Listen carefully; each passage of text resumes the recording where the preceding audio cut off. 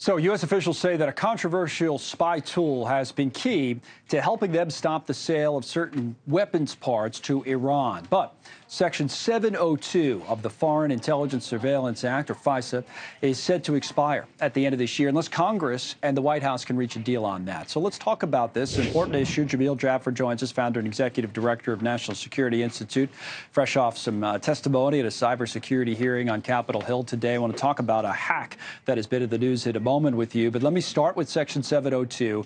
You know, when we use numbers like this, people don't often know what we're talking about, but I think what we're essentially talking about is an act that allows NSA, another agency, to kind of tap the phone if someone is overseas, and sometimes the person on the other end could be an American. That's one of the things that makes it controversial for civil liberties folks. Whereas other people that are concerned about national security, I saw a senior administration official quoted, for example, say, this is really important. About 2/3 of the president's daily brief comes from articles that are discovered in this way. What should happen? Well, Connell, that's exactly right. This is an authority that allows the United States government to collect against foreigners, non-Americans who are located outside the United States. It is critical that we reauthorize this authority. It is one of the most productive intelligence collection capabilities the U.S. has. And with the world on fire, Connell, 2 wars going on, one in the Middle East, one in Europe, this is not a time, and increased threats in the Indo-Pacific from China, this is not a time we can give up a critical surveillance tool like this. What do you say to people, though, as I said, who are concerned about civil liberties and say, this just goes too far? Because, again, the person on the other side of that call with a foreign official or person could be an American, and they say that's an invasion of privacy. You say it's just too important? Well, Connell, you know, one of the most important things is you want to know if a foreign intelligence target or a terrorist is talking to an American, and then you have to go to a court to get a court order to collect on that American. You can't collect on that American directly without getting a court order, and you also can't reverse target that American by collecting on a foreigner. But of course, you're going to get some phone calls with foreigners from Americans. The key is, though, there have been some abuses. There have been some challenges, not typically about 702, but other FISA authorities.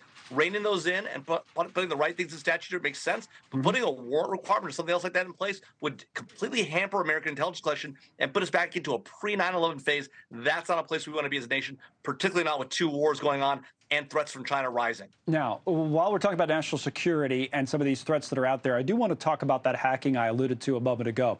Here's the headline. Federal government investigating multiple hacks of U.S. water utilities. And the quote from that is, it's important to remember, Iran is known for taking an opportunistic approach to cyber attacks.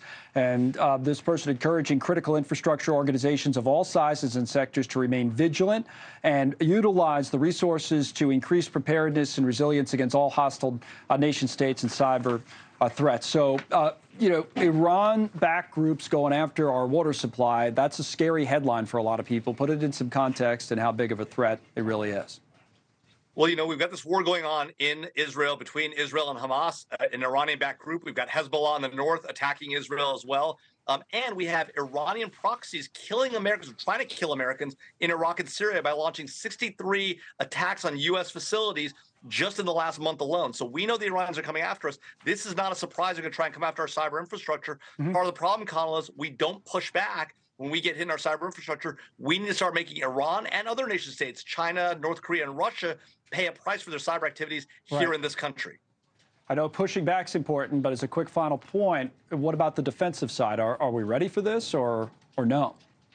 More to be done. The U.S. government needs to get tougher and tighter, and we need to work more closely with industry to get industry better on defense.